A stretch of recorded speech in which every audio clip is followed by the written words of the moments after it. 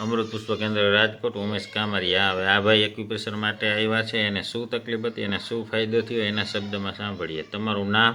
અમરસિંહભાઈ. રહેવાનું રૈયા રોડ. હવે રાજકોટ જ ને? રાજકોટ. હવે તમને શું તકલીફ હતી? મારે ગોઠણની તકલીફ હતી. કેટલા સમયથી? અમારે 10-15 વર્ષથી. અને શું શું કર્યું હતું? આ દવાઓ ઘણી કરી પણ કાંઈ ફેર ન પડ્યો. કાંઈ ફેર ન પડ્યો. હવે આજે આપણે વગર દવાએ એક્યુપ્રેશર કર્યો તો તમને ફાયદો કેટલો લાગે? મને આ 25-30% ફાયદો લાગ્યો વગર દવાએ.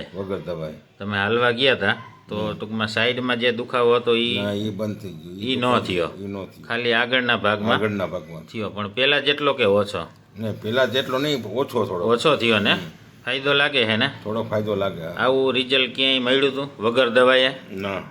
બીજાને શું કહેવા માંગો તમે? આ કરાય કે આ કરાય? દવા તો આપણે લેવી નહીં ને આ કરાય, બાકી દવાના પૈસા ન નખાય. તમને ફાયદો થયો એટલે કયો ને? હવે બીજો તમે પ્રોબ્લેમ હતો એમાં આજે પહેલો દિવસ છે એક્યુપ્રેશરનો.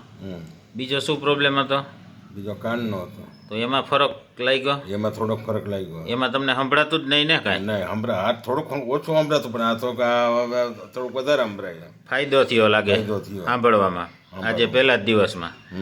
જય દ્વારકાધીશ. કાલે જોઈએ કેટલો રિટર્ન દુખાવો થાય છે.